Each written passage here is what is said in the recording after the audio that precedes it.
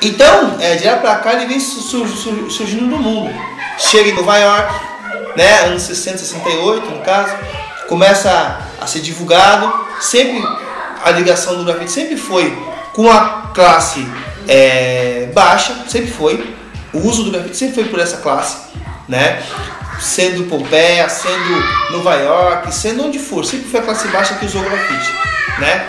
E a gente começa a ter informações já nos anos 80 aqui no Brasil, né? Informações que vieram particularmente de Nova York, né? As informações que vieram de lá chegaram aqui para lá nos anos 80. Tinha alguma coisinha no final de 70 por um rapaz chamado Alex Valauri, né? Que no caso, bem dizer, criou um estilo de pintar no grafite que seria o stencil art, que seria um molde vazado. E nos anos 80, que é onde chega a tendência hip hop para nós, então chega também alguns elementos, né, algumas histórias, algumas imagens por meio de discos, livros como Spray Can Art, Subway Art também, né, são livros assim importantíssimos, são as bíblias do hip hop, do grafite, para ser mais preciso. Então começa a vir para o Brasil, nos anos 80, começa a ser realmente respeitado e feito. Poucas coisas foram feitas na rua nessa época, mas tinha muita informação. No ano de 85, o Alex Valauri, ele conseguiu uma façanha que foi participar de uma Bienal de arte no Ibirapuera como grafiteiro. Então ele foi lá e representou arte de rua no museu.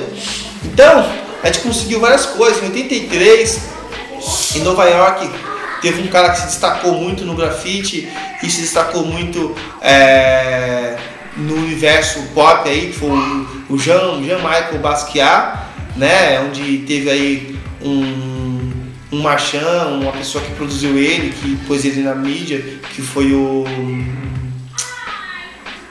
Andy Warhol, né? Ele que foi o cara que colocou ascensão no Basquiat. Tinha outro rapaz também que nos Estados Unidos que também fez muito sucesso, o Kate Haring, né? Que pessoas assim que ficaram pop mesmo, muito conhecida, muito falada, museus, dinheiro, luxúria, um pouco isso mesmo.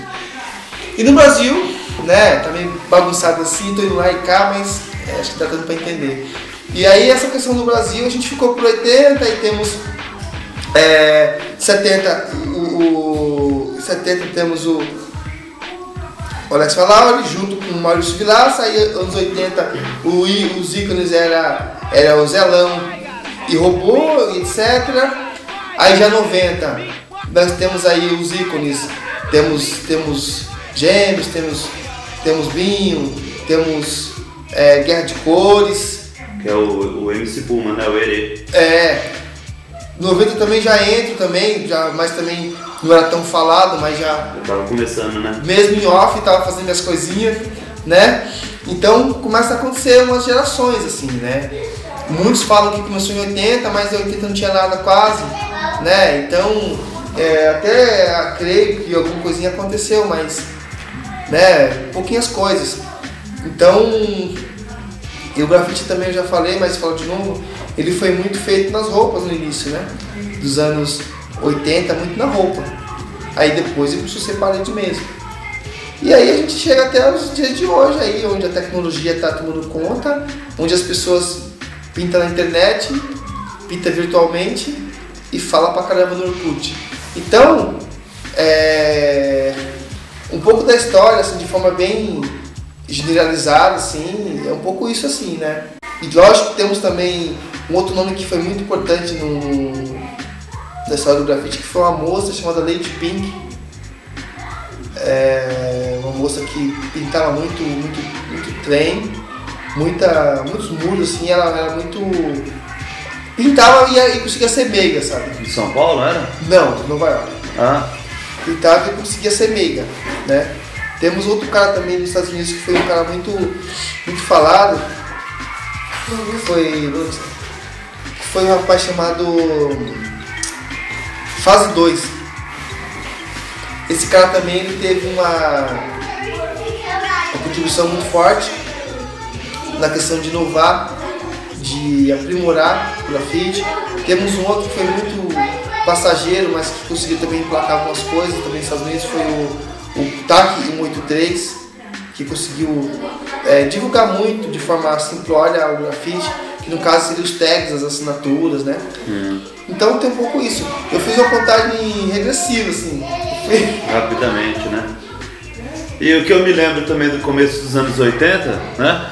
Os filmes do Charles Bronson, na periferia de Nova York, no Brooklyn, no Bronx, ele lá, carro correndo atrás dos ladrões lá, e tinha também muitos grafites ali também nas ruas. Me lembro disso. No filme do Chips também, 79, tinha alguma coisa também. Bem pouco. Quando que começou esse negócio de colocar uns bicos no spray? Como que é isso? Me conta.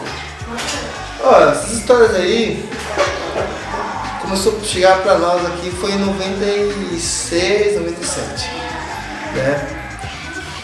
Eu me lembro que antes disso a gente não tinha muito entendimento de como usava lata e simplesmente pegava a lata, tirava a pressão, e aí tirar a pressão foi bem nessa época também, 97, tirava a pressão para não escorrer tanto. E aí logo a gente começou a aprender que dava para trocar de pino, entupir, tirar outros traços, né?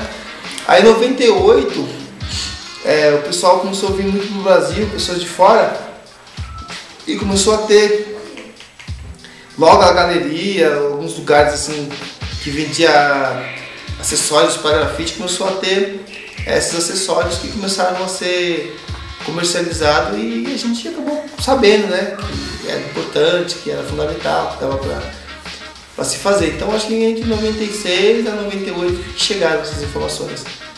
E depois foi ficando fácil, aí todo mundo, qualquer criança tinha acesso. E fazendo grafite, você já usou assim tintas dourada, prateada? Dourada pouco, prateada muito menos. Eu sempre gostei muito de pintar com os beges, os marrons, preto, sempre nessas cores assim. Outras cores aí eu pouco uso. Assim. O que você curte ou curtia bastante antigamente? Antigamente, rap nacional era... Eu peguei a época de 80, assim, né? Peguei um pouco. Peguei muito Metralhas, peguei muito Pupeu, peguei muito Reginaldinho, peguei muito Racionais. O que eu, na época assim, eu tinha muito... Tinha entendimento de muita coisa, então era tudo que tocava eu dançava. Mas já no final de 90 eu comecei a entender um pouco mais, já comecei a me identificar mais como negro e tal, aí eu comecei a ouvir um som mais politizado, né? Se bem que na época tinha Racionais que era politizado, mas eu não entendia muito. Eu vidrava mais em Reginaldinho que não dizia nada, sabe? Vidrava em outros sons que não dizia nada, mas os políticos não me ligavam. Já no final de 90 eu comecei a me ligar nisso, né? Comecei a me reconhecer como tal pessoa, como tal etnia, como tal, né, classe social. E eu tenho hoje assim, eu respeito muito os grupos que têm uma postura política, assim, não precisa ser partidária, nem precisa ser radical. Mas pessoas que pensam e que sabem falar o que querem falar. Face da Morte, então, o GOG. Esse pessoal é legal.